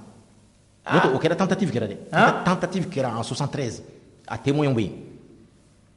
k'u bɛna juger u ye juge la wuli France ka na yan ko ka taga Modibo sɛgɛsɛgɛ a kiiri bɛna tigɛ olu taalen Kidal ka taa sɔrɔ yen ka sɛgɛsɛgɛli kɛ ka ɲininka ka fɛnw fɔ u seginna ka na u ko sɔrɔdasiw ma ko n'aw ka bɛ nin juger a tɛ se ka minɛ kelen kuma bɛ ban don min mɔgɔw b'a ta ka taa la sigi Kuluba kabini o kɛra u ma juger tun n'o tɛ k'a fɔ u tun t'a fɛ ka juger nkalon don dɛ u tun b'a fɛ u y'a ɲini yɛrɛ mais u dɛsɛra de u ma cogo de sɔrɔ a la. mais Modibo sigira fanga la fo ka ban kɔrɔkɛ ne maa ye Modibo daba de ye nin so in jɔ Modibo ka birikiden kelen t'a la mais mun de la Modibo a mi profiter fanga fɛ ka na k'a fa ka so ci ou bien ka wari suɲɛ ka d'a fa. Fa yɛrɛ tun tɛ sɔn d'abord Modibo tun t'a kɛ mais fa tun tɛ sɔn il paraît que fa y'a f'a ye ko fo k'ale sa mɔgɔ mɔgɔ bɛ a den fɛn fɛn bɛ jamana nafolo sira baaraw la n'u ye dɔrɔmɛ kelen ta ka a sɔrɔ u ta tɛ ka na biriki jɔ n'a ye ka k'a ka so kɔnɔ a ma yafu ye daba y'o fɔ a fa Modibo Keïta fa y'o fɔ a denw ye ko fo k'ale sa a ma fɔ a salen kɔfɛ dɛ mais ko tant k'ale balolen bɛ ni mɔgɔ mɔgɔ hali n'ale sara ni mɔgɔ mɔgɔ ye faso nafolo do ta ka na biriki kelen jɔ n'a ye k'a kɛ ale ka so la a ma yafu ye o de y'a kɛ so in bɛ tan hɔrɔnya bɛ tɛmɛ o kan. walayi donc a ma suɲɛ. non a ma suɲɛ n ko n y'a f'i ye ko ladamu de don mɔgɔ bɛ fɛn bɛɛ kɛ n'i ka ladamu de ye o. mais Dawuda n kɔrɔ i yɛrɛ b'a sira kan koyi. bon i yɛrɛ b'a sira kan maa ma y'i yɛrɛ da parce que ne ma foyi y'i bolo. bon tiɲɛ la mais wagati bɛ kan ka kolonkolon ka se mais n b'a fɛ ka min f'i ye sisan nin bɛɛ kɔfɛ fanga kura min bɛ yen bi dirigé par un jeune patriote n'o ye Hasimi ye ale bɛ komi a bɛ Modibo ka sira a bɛ kan k'o de tagama sisan i bɛ ladilikan jumɛn fɔ i denw ye parce que denw de don oui i bɛ ladilikan jumɛn f'u ye parce que n'i y'ale ka kɛ wale ye dɔrɔn désorienté par le pouvoir wari Asimi ka sira t'a la a ka sira tɛ bunbaya la locataire ni naami ninnu a mako t'u la ko a ka jamana o ye Modibo ka sira ye sisan i bɛ u bila sira jumɛn kan bon n bɛ min f'u ye n'a sɔrɔ u tulo b'an na o b'a lamɛn n bɛ min f'u ye o ye de k'a fɔ u bɛ sira min kɛ u kana siran u kana siran ni i ŋaniya ka ɲi i bɛ baara kɛ ni ala ɲɛsiranya ye ala ɲɛsiranya baara ye mun ye ka fantanw danbe sigi k'u fɛn bɛɛ kɛ gɛlɛya min b'u kan ni e min ye ɲɛmɔgɔ ye e bɛ se ka fɛɛrɛw sɔrɔ min b'a to o gɛlɛya bɛ b'u kan n'i b'o baara la kana siran ala b'i kɔ ala b'i kɔ filanan min bɛ yen ni n b'o f'u ye u ka fɛɛrɛ kɛ min b'a to jamanadenw ka laɲini ye min ye u bɛ se k'o dɔn cogo min kosɛbɛ ka tɛmɛ a dɔnnen b'u bolo cogo min bi min b'a to u ka baara kɛ n'o hakilina ye parce que ala ye min di olu ma n bɛ se k'a fɔ kabini Modibo bɔra fanga la a m'a di ɲɛmɔgɔ ma a m'a di ɲɛmɔgɔ si ma k'a da mun kan bi n'i y'a filɛ hali min bɛ kɛ l'u ye Modibo tilala ma kɛ Modibo ye jamanadenw bɛɛ bɛ wulila ka kuma n'u tɔgɔ de ye k'a fɔ sisan alors an b'aw kɔ aw kana siran a y'a kɛ tan aw ni anw de don mais o tile la radio ni télé tun tɛ yen sa mais mɔgɔw tun bɛ kumakan la walaka cogo min pour que a ka se bɛɛ ma o bɛ yen bi ka tɛmɛ Modibo tile kan donc o de b'a tɔ la fɛn caman bɛ yen olu bɛ se ka bɔ a kalama bi min tun tɛ se ka Modibo tun tɛ se k'o min dɔn k'a to ale tile la réseaux sociaux bɛ yen nɔ fɛn caman bɛ yen nɔ y'a mɛn donc ne kɔni Modibo bɛ baara min na a ka ɲi mais harisa min bɛ se k'a tɔ dilan ka ɲɛ u bolo u k'u sinsin jamanadenw kan komi u b'u sinsin olu kan cogo min u ka dɔ yɛrɛ fara kan ka tɛmɛ u b'a kɛra cogo min kan bi y'a mɛn n'u y'o kɛ ne dalen b'a la ni fɛn bɛɛ ye k'a fɔ ko ala tɛ b'o kɔ ala b'u dɛmɛ donc hali bi n bɛ min fɔ ala ka se ka hakili d'u ma ka fara hakili min b'u la bi min b'a to ni hali olu tɛ yan don min mɔgɔw b'a fɔ ko ninnu tilela nin de tun kɛra ne hakili la n'o kɛra hali ni b'i kaburu kɔnɔ a hɛrɛ bɛ s'i ma wallahi voilà mais n kɔrɔkɛ yan'an k'an da bɔ kuma la ne ka montre la a tɔ ye 2 minutes ou bien 3 minutes n b'a fɛ k'i ɲininka Modibo Keyita ka to kaso la témoin ye ne yɛrɛ y'o ye u ko k'a tun bɛ kan ka sɛbɛnni kɛ pour ka livre dilan mais coup d'état kɛlen u ye papier in bɛɛ latunu a bɛɛ tunna ne ni fɛn kumana a tɔgɔ min tun b'a kɔlɔsila Kampala la yen nɔ Sunkalo ni Sunkalo kumana Amadu Jikɔrɔni Bara a y'a di Modibo sacogo a y'o kumaw dɔw fɔ n ye bon et puis après a ko a salen yan'a ka sa yɛrɛ a y'a fɔ Sunkalo ye papier dɔ b'a bolo olu bɛ yɔrɔ min a ka radio ni pochette kɔfɛla la bon etc ani a ko sukaro carton n b'a fɔ paquet de sukaro carton sukaro bɛ bɔ carton min kɔnɔ 20 o de tun falen bɛ a cahier bɛɛ tun ye cahier de 200 pages de a bɛɛ falen tun b'o de la Modibo ka sɛbɛnniw k'a bila o kɔnɔ ani biki a ye sɛbɛnni kɛ ni biki min ye ale tun ka école karamɔgɔya ye a ye sɛbɛnni kɛ biki min ye hali n'a banna a t'a fili a y'u bɛɛ siri ɲɔgɔn na olu tun lalen bɛ carton ninnu kan a ko c'était des centaines de bics a y'a bɛɛ siri k'u kɛ groupe k'u siri u sigilen bɛ tun bɛ yen ani carton ninnu Sunkalo min tun b'a garder Kampala la ale de ye nin f'i ye fɔ ne ye mais a kɔni ko coup d'état banna ale y'a ta a taara di yɔrɔ dɔw ma bon an ta kana se o bɛɛ ma a taara di dɔw ma bon ale ma dɔn laban a kɛra cogo min Modibo ka sɛbɛnni ninnu a bɛɛ parce que mɔgɔ caman peut-être dɔw minnu y'a kalan o y'a ye k'a fɔ n'a bɔra alors a olu ka ko a bɛ sɔn ka gɛlɛya don s'u ma u y'a latunu a bɛɛ tununa fo suma ye bi bon wagati kɔni sera ka ban n kɔrɔkɛ kuma min b'i bolo ani foli min b'i bolo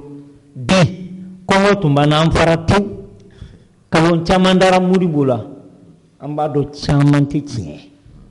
bi an y'a dɔn k'a fɔ cɛba dɔ tun bɛ Mali kɔnɔ a nana a y'a ka jamana servi président ka sigi jamana kunna 30,000 ni 50,000 francs maliens a bɛ komi 17,000 ɲɔgɔn CFA tiɲɛ la hali n'o ma kɛ jamanaden ɲuman ye o b'a ka jamana fɛ ka Modibo somɔgɔw bɛɛ fo yan k'u ye cɛba min di Mali ma k'u kana nimisa il y a des hommes et des femmes Sidiki ani Sekasi Babi ka taa bila mɔgɔ la Sam Samabali ninnu ka taa bila mɔgɔ la n'o ye dans le cerveau dans l'électronique l'héritier descendant de Modibo Keyita Modibo ka œuvre tɛ se ka tunu jamana in na a n'aw yɛrɛ n'o ye n kɔrɔkɛ ɲuman ye n'o ye Dawuda Tekete donc folikan laban n kɔrɔkɛ a b'i bolo. D'accord bon foli min don n b'a fɔ n tɛ se ka ban e yɛrɛ foli la k'a da ye a to n sera ka na kuma bi ka fɛn dɔw fɔ min b'a to peut-être dɔw tun bɛ yen u tun tɛ ninnu ko dɔw kalama alors o foliba b'i ye ani k'a fɔ i bɛ fasojɔ min na n b'a dɔn ne y'a fɔ n m'a fɔ i tɛ n'i bolo jigin mais hali bi ka dɔ fara i ka wulikajɔ kan moi je sais que a mɛn o mɛn e fana déjà i tɔgɔ bɛ yɔrɔ la i yɛrɛ ma se yɔrɔ min mais hali bi je sais que a bɛna taa se yɔrɔ la i hakili ma min ye n bɛ ala deli n'o bɛ kɛla a k'a sɔrɔ an bɛɛ bɛ nin na min b'a to an fana bɛ waso ni e ka ko kɛtaw ye alors déjà an b'a kɛ la mais n b'a fɛ hali bi ala ka dɔ fara o kan ka sijan d'i ma min b'a to i bɛ wulikajɔ min na i ka a ko dɔ kɛtɔla ye min b'a to i b'a fɔ ko ja e ka wulikajɔ a ma kɛ fu ye bon donc n bɛ o foli kɛ et puis ka fɔ bɛɛ fana jamana in jamana fila t'an bolo ni Mali tɛ n'an m'an jija ka ko dɔ to ɲɔgɔn ta la ka baara kɛ ni ko ka ko dɔ to ɲɔgɔn ta la n m'a fɔ ka ko to ɲɔgɔn ta la nkalon kan dɛ